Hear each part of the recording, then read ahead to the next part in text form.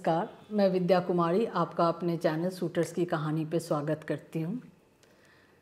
तो जैसा कि लास्ट वीडियो में हमने शुरुआत की एक सीरीज़ की जिसका नाम मैंने रखा है बिहार के शूटिंग बर्ड्स। तो इस सीरीज़ को कंटिन्यू करते हुए आज मैं आपकी मुलाकात एक और खिलाड़ी से करवाती हूँ जिनका नाम है मनीष कुमार। मनीष कुमार बिहार के उन होनहार शूटर्स में से हैं जिनसे बिहार शूटिंग जगत की काफ़ी उम्मीदें जुड़ी हुई हैं। मनीष कुमार बिहार के दानापुर के रहने वाले हैं। ये शूटिंग में अपने पिताजी से इंस्पायर होकर आए और अब तक स्टेट लेवल पे इन्होंने 10 गोल्ड, 3 सिल्वर, 8 ब्रॉन्ज मेडल हासिल किया है। इनका सिलेक्शन इंटरनेशनल सिलेक्शन ट्रायल के लिए भी हो चुका है। तो चलिए आज हम स्वागत करते हैं मनीष कुमार का अपने चैनल पे और इनसे जानते हैं कैसा रहा इनका सफ़र शूटिंग के गेम में और आगे इनकी क्या प्लानिंग है और ये क्या लगता है इनको किसी सुधार की ज़रूरत है हमारे सिस्टम में जिनसे इनको और सपोर्ट मिल सके और मोटिवेशन मिल सके इस गेम को आगे तक लेकर जाने के लिए। मैम मैं सबसे पहले तो अपने पिताजी को धन्यवाद बोलना चाहूँगा क्योंकि मैम मेरे फादर जो है डिफेंस से हैं, वो बीएसएफ में हैं और शुरू से ही मैम मतलब जो गन्स वगैरह होते हैं उनसे बहुत रुचि रहा है मेरा इसके प्रति और मेरे फादर ने मुझे बहुत हेल्प किया मैम। ऐसा बहुत टाइम हुआ मैम कि जब आप एक कुछ नहीं कर पाते हैं तो बहुत लोग के पेरेंट्स होते हैं कि नहीं आपको डांटते हैं या वो करते हैं। मेरे को एक इंसिडेंट याद है, मैं 2018 में मैम 18 या 17 में मैं केरल गया था। तो वाइल्ड कार्ड उस वक्त एंट्री होती थी तो मेरे को कुछ पता नहीं था, मैं बिगनर था तो मैं वाइल्ड कार्ड एंट्री गई थी मेरी और वहाँ जाने के बाद मतलब पता चला कि मेरी एंट्री जो है वो अप्रूव नहीं हुई है। तो मेरे को अंदर से बहुत मैम वो लगा कि मैं इतना पैसा लगा के यहाँ पे आया, यहाँ पे मतलब सारा चीज़ होटल्स ट्रेन सारा चीज़ किया और अब एक मैच तक खेलने अगर नहीं मिले तो मैम बड़ा अफसोस होता है। तो उस वक्त मैम बहुत मैं डिमोटिवेट हो गया था और मतलब अपने आप से बहुत नाखुश था। तो उस वक्त पापा का कॉल आया, पापा ने बोला कि बेटा आज तक मैंने तेरे से कभी पैसे का हिसाब नहीं मांगा और ना मैंने तेरे को कभी पैसे के लिए बोला, तो सबसे बड़ा बात तू जो करना है कर। उन्होंने एक उसमें ये चीज़ बोला, मेरे को आज भी याद है, उन्होंने ये बोला कि अगर तू मैच नहीं खेल पा रहा है तो पीछे बैठ के देख और सीख, जो सीनियर्स प्लेयर हैं वो खेल रहे हैं उनको देख के सीख और जब फ्री हो जाए तो बगल में कन्याकुमारी घूम के आ जा। अच्छा। तो मतलब ये फील हुआ उनसे बात करके कि मैम कि मतलब पापा ने कभी मेरे को वो नहीं किया कि नहीं आप मतलब परेशान जो खेल में जो रुचि आपकी डेवलप हुई ये हाँ, आपके फादर से आप इंस्पायर हुए। बिल्कुल बहुत सारे शूटर्स हैं जो एनसीसी ज्वाइन किए और फिर बाद में उनका इंटरेस्ट रहा, कंटिन्यू रहा तो वो शूटिंग में आगे बढ़ते चले गए, लेकिन आपका जो बिगनिंग है वो आपके फैमिली से। यस मैम, तो सबसे बड़ा यही था। और जब मैंने अपना पहला पीप साइड से मेडल लिया था तो मुझे याद है कि नालंदा राइफल क्लब से उस वक्त फेनरबुक P700 बहुत ज़्यादा मतलब चलते थे और इम्पोर्टेड राइफल थी और हमारे क्लब के पास मैं उस वक्त मगध राइफल क्लब से खेलता था। तो उस वक्त हमारे पास इंडियन ह्यूम पाइप की न्यूमेटिक थी। उसमें सबसे बड़ा प्रॉब्लम ये था कि मैम जब उसको आप एक बार लोड कर लो तो अगर एक मैक्सिमम टाइम में अगर आप शॉट रिलीज नहीं करते हो तो उसका प्रेशर डाउन हो जाता है। तो उस वक्त पहले तो मैम सीनियर्स भैया लोग थे, बहुत लोग का नाम मैंने सुना था। उस वक्त एक दीप भैया थे, नागमणि भैया थे, इनका बहुत नाम था, एक मोहित भैया, इन लोगों का बहुत नाम था मैम कि फेम था कि बहुत अच्छे प्लेयर हैं ये हैं। तो उनको देख के सीखा भी। फिर जब मैंने कंपटीशन खेला तो मेरा ब्रॉन्ज मेडल था। तो मैं मतलब अपने आप से उम्मीद नहीं था कि मेरा ब्रॉन्ज मेडल लगेगा क्योंकि मेरे पास इंडियन ह्यूम पाइप था और उन लोग के पास मैम इम्पोर्टेड राइफल थी और मेरे पास किट भी नहीं था, उनके पास किट वगैरह सब थी। तो वहाँ से थोड़ा सा लगा कि नहीं आप इम्प्रूवमेंट कर सकते हो, अगर आप में टैलेंट है तो आप इम्प्रूवमेंट कर सकते हो। बिल्कुल। तो बस कैपेबिलिटी चाहिए मैम और थोड़ा सा सपोर्ट अगर कहीं से मिल जाए तो वो बहुत अच्छा है। तो उस वक्त मेरे को याद है लक्ष्मी शंकर उज्जैन सर और अनूप सर, उन्होंने बहुत मैम गाइड किया कि आप ऐसे शूटिंग करो, ऐसे करो तो ये बेटर होगा, ये होगा। और मैम 2016 के बाद मैंने जब शूटिंग सीरियस से करना लगा मैम, जो पीप साइट में मैं आया तो पहले मैं मगध में करता था, तो मैम मेरे पास मैं केवी दानापुर में मैम पढ़ता था, तो केवी दानापुर में पढ़ता था। मैंने रीजनल लेवल पे 2 बार सिल्वर, 1 बार ब्रॉन्ज भी लिया। फिर नेशनल्स में केवी में मैंने 8th रैंक लाया था। फिर जब मैं प्रैक्टिस करने लगा तो मुझे लगा कि नहीं, थोड़ा सा प्रैक्टिस में कहीं कमी है। एक प्लेयर को होता है ना मैम कि आपको थोड़ा सा जो टाइम होता है वो टाइम आप नहीं दे पाते हो किसी भी चीज़ के लिए। तो मैंने टाइम देना स्टार्ट किया, तो फिर मैंने थोड़ा सा अपना लिंक लगाया है मैम। और जो दानापुर बीआरसी रेजिमेंट है, बिहार रेजिमेंटल सेंटर, तो वहाँ पे एक सोनू सर थे और ये सॉरी इक्का सर थे, ये सर थे। तो सोनू सर ने बहुत हेल्प किया। उन्होंने अपने साथ जो आर्मी का फिजिकल्स होता है, रनिंग, योगा, सब वहाँ पे मतलब करवाया। फिर वहाँ पे प्रैक्टिस करवाया, उन्होंने बहुत गाइड किया। फिर मेरे जो राइफ़ल मैंने जो मंगवाई थी मैम, मेरा वॉल्थर का था कंपटीशन, वो करीब मैंने 1,90,000 के आसपास मंगाई थी। तो उस वक्त भी मैम पैसा उतना घर में था नहीं, क्योंकि सिंगल पर्सन अर्निंग वाले थे मेरे फादर, तो उतना संभव नहीं था। तो मेरे जो मामा हैं, तो मेरे मामा से मेरे को बहुत सपोर्ट मिला है मैम। उन्होंने बोला कि आप करो, पैसा मैं दे रहा हूँ चाहे जो, और मेरे को कुछ नहीं चाहिए तुमसे, मेरे को पैसे के बदले पैसे नहीं चाहिए, मेरे को मतलब है कि मैं तुमको राइफल दे रहा हूँ, तुम मेरे को रिजल्ट दो। उन्होंने यही बोला। और मैम उसके बाद मैंने रिज़ल्ट भी देते गया। फिर 2018 में मैंने 619.5 मारा, जो नेशनल में, जो आज तक बिहार की तरफ से किसी ने नहीं मारा, मतलब मैन में, air rifle 10 metre air rifle man में। तो वो मेरा हाईएस्ट अचीवमेंट था। और उस वक्त बहुत अच्छा प्राउड फील हुआ कि मैम ऐसा स्कोर मैंने मतलब मारा।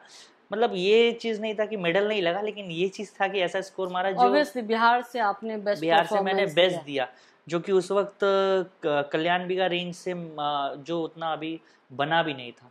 तो हम लोग मैम वही पेपर टारगेट पे प्रैक्टिस करते थे। लेकिन उस वक्त यही सबसे बड़ा रीज़न था कि सोनू सर और जो आर्मी के साथ मैंने प्रैक्टिस किया, तो वहाँ पे थोड़ा सा डेवलपमेंट मेरा ग्रो आया और रिज़ल्ट वहाँ से आने स्टार्ट हो गया। तो ये सब अच्छी चीज़ें हैं। और मेरे को याद है मैं एक बार थोड़ा सा बहुत अपसेट हो गया था एक्चुअली शूटिंग को लेके। तो कौशल सर ने बोला कि आप करो शूटिंग, आगे मैं आपको सपोर्ट करूँगा। क्योंकि मेरे को याद है 2018 में मैं शूटिंग छोड़ने के लिए मतलब हो गया था रेडी, क्योंकि मैम फाइनेंशियल प्रॉब्लम आ गया था। और घर में फादर एक सिंगल अर्निंग पर्सन है, तो थोड़ा सा मैम लोड आ जाता है घर पे। तो इस कारण से मैंने क्या किया कि छोड़ने का मतलब वो किया। तो सर ने बोला कि आप छोड़ो मत, आप करो, आपको जो भी ज़रूरत होगा मैं हेल्प करूँगा। तो सर ने मैम बहुत हेल्प किया, कौशल सर ने भी, और आज भी वो हेल्प करते हैं बहुत। मतलब कौशल सर हैं या उज्जैन सर हैं, इन लोगों जैसे लोगों की वजह से मुझे लग रहा है कि बिहार में अभी भी शूटिंग सस्टेन कर पा रहे हैं। यस मैम, बिल्कुल। यस, क्योंकि I really call them pillars of Bihar state. मैं भी यही बोलने वाला था कि वो पिलर्स हैं और इतने मतलब मजबूती से वो अपने रिस्पॉन्सिबिलिटी को निभा रहे हैं, खड़े हैं, बच्चों को सपोर्ट कर रहे हैं सेल्फलेसली।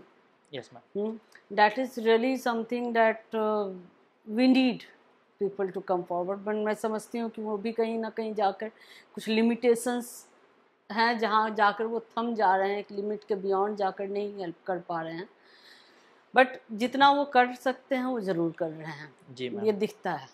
और पिलर्स तो मैम है ही वो, क्योंकि अगर वो ना हो तो मेरे को लगता है कि BSRA जो है वो थोड़ा सा डगमगा सकती हैं। क्योंकि मैम जो सर हैं वो बहुत मेन काम करते हैं मैम। वो मैम जो शूटर्स हैं उनको यूनिटी में लाते हैं। और सबसे बड़ा एक एसोसिएशन या किसी भी चीज़ के लिए सबसे बड़ा बात है कि जो प्लेयर्स हो या फिर आपके जो भी स्पोर्ट्स पर्सन है वो यूनिटी में रहे और एक अंडरस्टैंडिंग हो बिटवीन द मतलब टीचर्स एंड मतलब इंस्ट्रक्टर्स हैं, हाँ, जो भी हैं, कोचेज हैं, और स्टूडेंट्स के बीच में एक बहुत अच्छी अंडरस्टैंडिंग हो, तो यू कैन परफॉर्म बेटर। तो अब आगे आपका क्या प्लान है, क्या कर मैम? आगे तो अभी जैसे अभी मैं असम राइफल में गया था, तो वहाँ पे मैम 122 बच्चे आए थे, तो वहाँ पे वैकेंसीज आई थी, तो मैंने भी फिल किया था मैम। तो वहाँ पे मेरा 3rd रहा रैंक। अच्छा। और वैकेंसीज मैम टोटल 5 हैं, तो आउट ऑफ 3rd आए हैं मेडिकल, सारा चीज़ हो गया है मैम। बस अब मेरिट लिस्ट का वेट कर रहे हैं। अगर मेरिट आता है मैम तो फिर तो असम राइफल की तरफ से खेलना है, और वहाँ से खेलने का मैम सबसे बड़ा सपोर्ट ये हो जाएगा कि मैम फाइनेंशियली जो प्रॉब्लम किसी भी प्लेयर को होता है तो वो चीज़ मैम टेंशन रिलीज़ हो जाएगा। फिर ये होगा कि मैं अपने सैलरी से अपना कर सकूं, शूटिंग इक्विपमेंट्स खरीद सकूं और अच्छा बेटर परफॉर्मेंस कर सकूं। और असम राइफल का सबसे बड़ा अच्छा चीज़ ये है कि मैम वो अभी एएमयू से टाई अप है, एएमयू आर्मी मार्क्समैन यूनिट, वो उससे टाई अप है। तो उससे टाई अप ये है कि वहाँ पे जो कोचेज़ हैं और जो वहाँ पे इंफ्रास्ट्रक्चर है वो इतना अच्छा है मैम कि वहाँ पे एक शूटर को डेवलपमेंट में बहुत हेल्प होगा।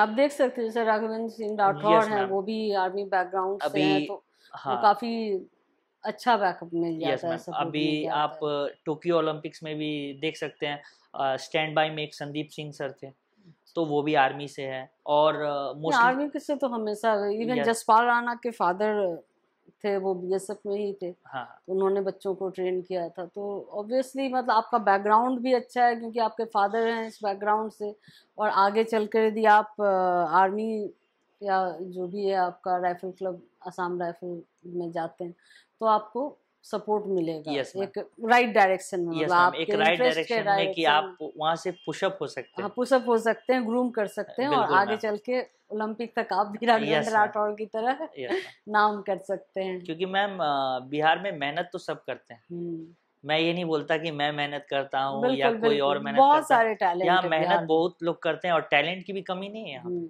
यहाँ टैलेंट भी बहुत है। लेकिन सबसे बड़ा प्रॉब्लम है ना कि गवर्नमेंट ने मैम ऐसे ऐसे पॉलिसीज़ बना रखे हैं कि जिसमें आप किसी चीज़ को प्रमोट नहीं कर रहे हैं, आप उसमें कि आप नेगलेक्ट एक तरह से कर रहे हो।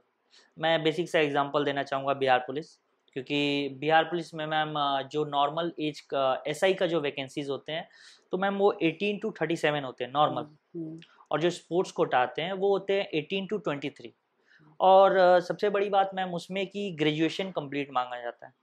तो अगर आप एक नॉर्मल चाइल्ड या नॉर्मल जो पीपल हैं, किसी को भी आप बोल सकते हैं, वो कोई भी 18 साल में ग्रेजुएशन कंप्लीट नहीं कर सकता।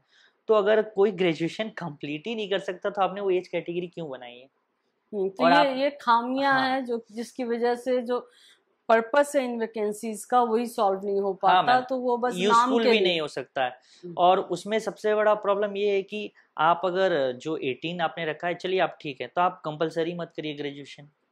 और अगर आप नॉर्मल में 37 रखते हैं तो इसको आप 23 से एटलीस्ट 28 तक तो करिए। क्योंकि मैम एक प्लेयर बहुत टाइम देता है, अपने बिल्कुल गेम पे बहुत बिल्कुल टाइम देता है। कोई प्लेयर 2 साल में मेडल ला सकता है, कोई प्लेयर 5 साल में लाता है, और कोई बिल्कुल। प्लेयर 1 साल में भी ला सकता है। तो लेकिन मेडल तो ला रहा है मैम। अब जैसे हमारे यहाँ है मैम, हमारे यहाँ बहुत प्लेयर्स हैं, वो क्या करते हैं, वो दिन भर मेहनत करते हैं। मैं दानापुर से डेली कल्याण बिगा रेंज शूटिंग करने जाता हूँ। तो मैम डेली ट्रेवल में मेरा 6 to 7 आवर जाता है, और मेरे साथ कम से कम 10 लड़के हैं मैम। तो 10 लड़के अगर हम लोग डेली जाते हैं तो मैम डेली अगर आप 7 आवर 10 बच्चे का देख लें तो मतलब 70 आवर, बिल्कुल 70 घंटे मतलब 10 बच्चे का ये वेस्ट हो रहा है। बिल्कुल बिल्कुल। तो मैम एक और चीज़ है कि जो हमारे 70 आवर्स मतलब एक तरह से वेस्ट होते हैं, वहाँ पे हॉस्टल्स भी बने हुए हैं आईटीआई के, तो उसमें भी एक गर्ल्स हॉस्टल है, एक बॉयज़ हॉस्टल है। तो मैम अगर गवर्नमेंट चाहे तो उसमें से शूटिंग को अगर आप एक फ्लोर दे दें, शूटिंग जो आप रेंज है आप वहाँ पे कंपाउंड में, तो अगर आप एक दे देते हैं तो उसमें कोई प्रॉब्लम नहीं होना चाहिए। उससे क्या होगा कि मैम जो स्टूडेंट्स के टाइम वेस्ट हो रहे हैं वो अगर प्रैक्टिस में दे सकें तो आपको रिजल्ट और अच्छा मिलेगा। तो क्या तो बिहार सरकार है, जो भी कंसर्न लोग हैं, हाँ, पदाधिकारी हैं जो इस रेंज को कंट्रोल कर रहे हैं, हाँ। वहाँ तक आप लोगों ने ये समस्या पहुँचाई है, उनको रिक्वेस्ट किया है कि इसका इंतज़ाम किया जाए कुछ? एक्चुअली हम लोग जाने ही वाले थे तो 2018 के बाद मतलब लॉकडाउन आ गया। लेकिन अब जो आप लोग नए सिरे से तैयारी कर रहे हैं और इसमें आपको लगता है कि यहाँ पे जो सुधार होनी चाहिए, तो मुझे लगता है कि इसके लिए कुछ आप लोगों को अगुवाई करनी चाहिए, एक बार गवर्नमेंट के पास ये बात लेकर जानी चाहिए, समस्या लेकर जानी चाहिए, और उनको बताना चाहिए कि ठीक है आपने रेंज यहाँ बनाया है, बहुत अच्छी बात है, बट यहाँ यदि आप ये भी सुविधा दे दें तो इसका अच्छा रिजल्ट बेनिफिट आए। उठ जाएगा मैम। सबसे बड़ी बात है कि अगर आप फैसिलिटी दे देते हैं जो भी हॉस्टल्स का है, तो उससे सबसे बड़ा ये कि जो बेनिफिट है वो शूटर्स को ही मिलेंगे। और शूटिंग एक ऐसा गेम है कि मैम जिसमें आप जितना प्रैक्टिस करिए उतना मैम आप अपने आप को इम्प्रूवमेंट कर सकते हैं। क्योंकि इसमें बहुत लिटिल, आजकल तो मैम 0.1 का लड़ाई है, तो मैम अगर 0.1 का लड़ाई है तो मैम आपको तो अपने आप में इम्प्रूवमेंट लाना होगा ना। बिल्कुल। आप राइफल एडजस्टमेंट हो गया, किट हो गया, बहुत सारी चीज़ें हैं मैम जो आपको खुद करना होगा। हाँ, गवर्नमेंट को इसमें यही करना है कि आप हॉस्टल फैसिलिटीज़ हमें दें, ठीक है।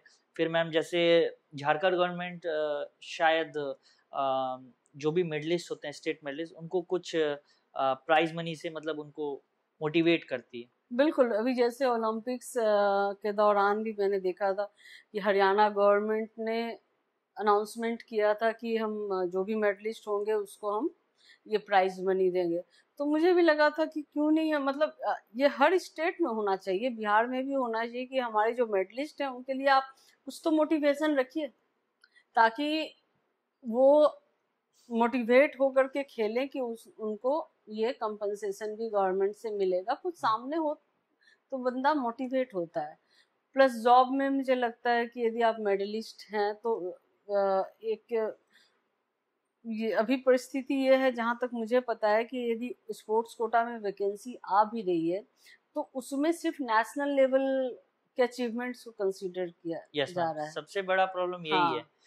लेकिन जो स्टेट लेवल पे परफॉर्म कर रहे हैं, खेल रहे हैं, उसके लिए, इस अचीवमेंट के लिए मुझे नहीं लगता कि गवर्नमेंट की तरफ से किसी भी तरह का मोटिवेशन है कि आपने स्टेट लेवल पे कुछ अच्छा किया। ना ही किसी जॉब में कोई वैकेंसी है कि स्टेट लेवल के आप अचीवर्स हैं, तो आपको तो जो आप स्टेट लेवल के जो अचीवर हैं उनको मोटिवेट नहीं कर पाएंगे तो फिर सिर्फ आप बच्चे जब वहीं तक नहीं कर पाएंगे तो आगे के लेवल पे कैसे जाकर परफॉर्म करेंगे। अब देखिए मैम, मिडिल क्लास फैमिली से क्या हो जाता है, अगर कोई मिडिल क्लास फैमिली से स्टार्ट करता है, ठीक है मैम, अगर वो स्टेट में मेडल ले आता है, फिर प्री नेशनल में मेडल ले आता है, लेकिन अगर वो नेशनल में मेडल नहीं ला पाता, और जो कि नेशनल में मेडल लाना मैम थोड़ा सा टफ है, क्योंकि हमारे यहाँ जो शूटिंग में नेशनल में मेडल आते हैं वो ओलंपिक से ज़्यादा स्कोर में आते हैं। और अगर आप पिछले 2 या 3 साल का अगर आप जो भी परफॉर्मा है वो निकाल के देखें तो उसमें ये दिखेगा कि जो ओलंपिक लेवल का जो शूटिंग है वो हमारे नेशनल लेवल पे हो रहा है।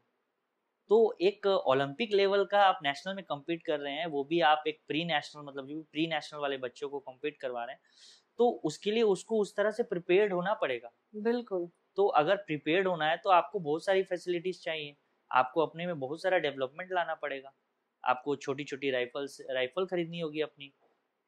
तो ये सब मैम गवर्नमेंट सब कुछ नहीं करती है। वो क्या है कि अगर आप गवर्नमेंट थोड़ी सी भी सपोर्ट प्री नेशनल या स्टेट लेवल पे दे दे तो उससे क्या होगा कि थोड़ा मोटिवेट होंगे, और जो मिडिल क्लास फैमिली के बच्चे हैं वो अपने आप को समझेंगे नहीं, थोड़ा मैंने गवर्नमेंट मेरे को मोटिवेट करिए तो हम आगे खेलें।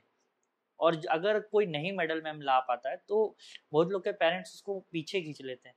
सबसे बड़ा रीज़न यही है कि आप नेशनल मेडल नहीं ला पाए, फर्स्ट टाइम या सेकेंड टाइम नहीं ला पाए, तो पीछे खींच लेते हैं।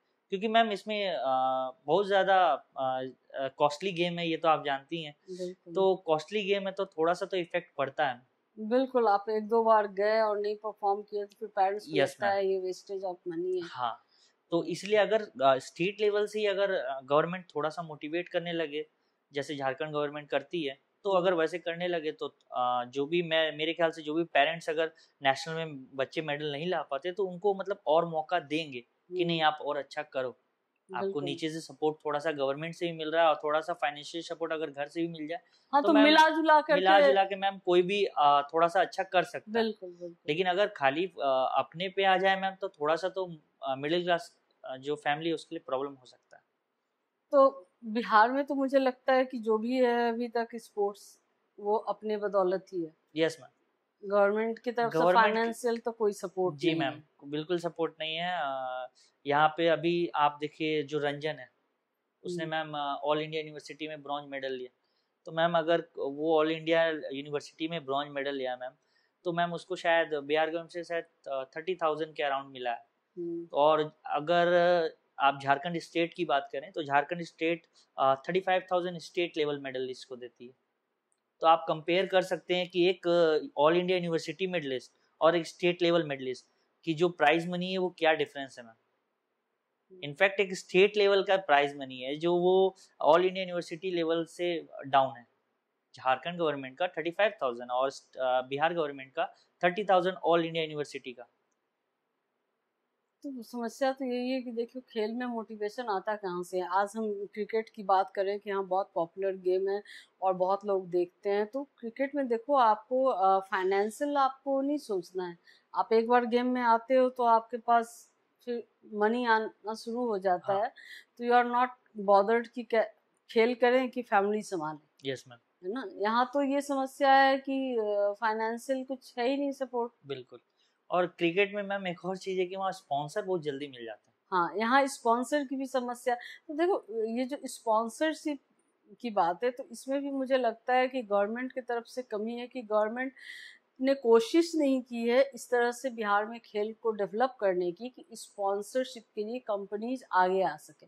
वैसे भी बिहार में इंडस्ट्रियलाइजेशन की कमी है, बहुत कम कंपनीज हैं, और जो हैं उनको एक as a social responsibility government को फोर्स करना पड़ेगा कि आप जो है बिहार में ये बिजनेस कर रहे हैं, तो as a social responsibility, social development आपको स्पोर्ट्स को भी सपोर्ट करना चाहिए। एक स्पॉन्सरशिप का प्रेशर होना चाहिए कंपनीज के ऊपर भी, तभी वो करेंगे। और एक और चीज़ है मैम, आप सचिवालय का वैकेंसीज देख लें। मेरे ख्याल से 2013 का अभी क्लियर हुआ है, पिछले एक साल में जो वैकेंसीज आई थी उनका अभी क्लियर है, और जो इस बार आ रखा है वो पेंडिंग में। तो पेंडिंग में भी है मैम, उसके बहुत सारे अपने रीजंस हैं, और प्लस उसका जो बाई लॉज बोलते हैं या जो भी मैम उस तरह का, तो जो बना हुआ है कैटेगरी उसमें वो बहुत मैम गलत है एक तरह से। वो गलत इसलिए है क्योंकि आपने ये लिखा है कि आप नेशनल मेडलिस्ट को लेंगे खाली। मैम नेशनल लेवल से ऊपर हमारे यहाँ पे सिलेक्शन ट्रायल होता है और केएसएस होता है, कुमार सुरेंद्र सिंह शूटिंग चैंपियनशिप। तो अगर आप केएसएस और ट्रायल्स को कंसीडर नहीं कर रहे हैं तो यानी आप खाली नेशनल कंसीडर करने से नहीं होगा ना, बच्चे तो और आगे तक मैम खेल रहे हैं। नेशनल लेवल से ऊपर होता है केएसएस और सिलेक्शन ट्रायल, जो कि मैम स्कोर भी उसका ज़्यादा होता है। सिलेक्शन ट्रायल सीनियर्स का होता है मैम 609 पॉइंट के, अगर आप अबव मारते हैं तो आप सिलेक्शन ट्रायल दे पाएंगे। और जो केएसएस होता है, केएसएस तो सेम कैटेगरी है नेशनल का, लेकिन उसको जो एनआरआई है हमारी वो भी उसको अपग्रेड मतलब उससे एक लेवल अप मानती है। तो अगर जो मेन एसोसिएशन है वो उसको आप एक लेवल अप मानती है तो आप भी मानिए ना। आप उसके जो भी सर्टिफिकेट्स होते हैं या जो भी होते हैं आप उनको सीधे इनवैलिड कर देते हैं, तो गलत है। हाँ। तो मतलब यदि शूटिंग स्पोर्ट्स को कंसीडर किया जा रहा है, लेकिन शूटिंग में जो जितने लेवल के मैच हो रहे हैं उनको सारे मैचेस को नहीं कंसीडर किया जा रहा है, सिर्फ एक मैच को कंसीडर किया जा रहा है, दैट इज नेशनल्स और नेशनल गेम्स। चलो thank you so much Manish आने के लिए हमारे चैनल पे, और अच्छा लगा आपसे बातें करके, मतलब बहुत कुछ पॉजिटिव भी रहा कि आपने बड़ा अच्छा किया, और आगे आई होप और भी अच्छा करेंगे, बिहार के लिए नाम सम्मान लाएंगे, और आशा करती हूँ कि बिहार गवर्नमेंट भी कुछ इम्प्रूवमेंट करेगी सपोर्ट करने के लिए इस स्पोर्ट्स को, और नए बच्चे भी अच्छे प्रतिभा के साथ आगे आएंगे। जी मैम बिल्कुल, थैंक यू। तो ये थी हमारी बातचीत मनीष कुमार के साथ, और मनीष कुमार से बातचीत के बाद जो अहम मुद्दे सामने आए हैं उनमें से पहला मुद्दा ये है कि स्टेट लेवल के जो परफॉर्मर्स हैं उनके लिए हमारे सरकार के पास ना ही कोई पॉलिसी है, ना ही तरफ से कोई इंसेंटिव दिया जा रहा है। जो जॉब में वैकेंसीज है उसमें भी स्टेट लेवल के परफॉर्मेंस को कंसीडर नहीं किया जाता है, और जहाँ तक हम सब जानते हैं कि हमारे बिहार में शूटिंग के क्षेत्र में इंफ्रास्ट्रक्चर की बहुत कमी है और सरकार की तरफ से कोई फाइनेंशियल सपोर्ट भी नहीं है। इन हालातों में हमारे शूटर्स नेशनल लेवल पे परफॉर्म कर पाएँ या इंटरनेशनल लेवल पे परफॉर्म कर पाएँ, ये एक बहुत ही चैलेंजिंग जॉब है।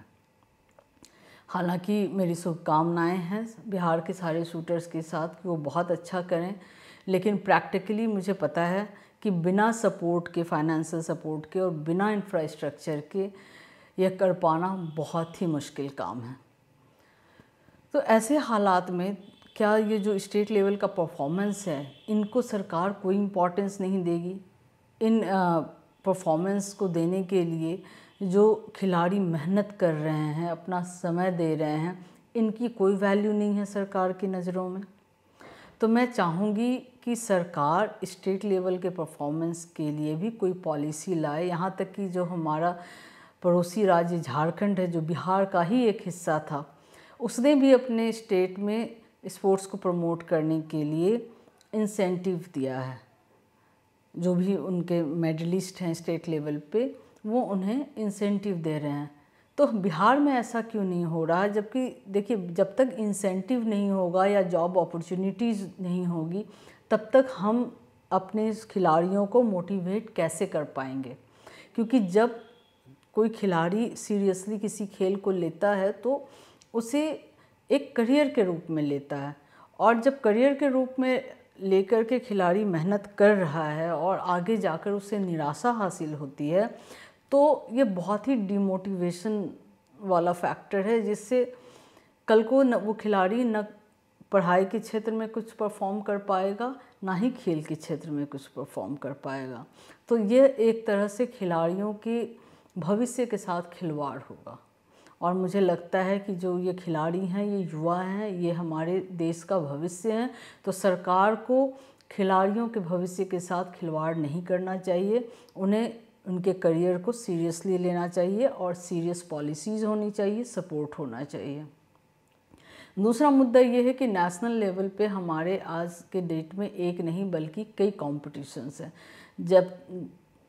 जबकि जो जॉब्स में अपॉर्चुनिटीज़ आ रही हैं, वैकेंसीज आ रही हैं, उसमें सिर्फ एक ही गेम को कंसीडर किया जा रहा है। तो यहाँ भी जो पॉलिसी मेकर्स हैं, उनको पॉलिसी में चेंजेस लाने की ज़रूरत है, जहाँ हर नेशनल लेवल के कंपटीशन के अचीवमेंट को कंसीडर किया जा सके। क्योंकि एक खिलाड़ी ज़रूरी नहीं है कि वो सारे कंपटीशन में अच्छा परफॉर्मेंस दे, और किसी मैच में वो अच्छा परफॉर्म कर भी रहा है और उसे यदि कंसीडर नहीं किया जा रहा है जॉब के लिए, तो उसका ये भी जो मौका है करियर सेट करने का, उसके हाथ से चला जाता है, छीन लिया जाता है। तो ऐसे में खिलाड़ियों के लिए बहुत मुश्किल परिस्थिति है।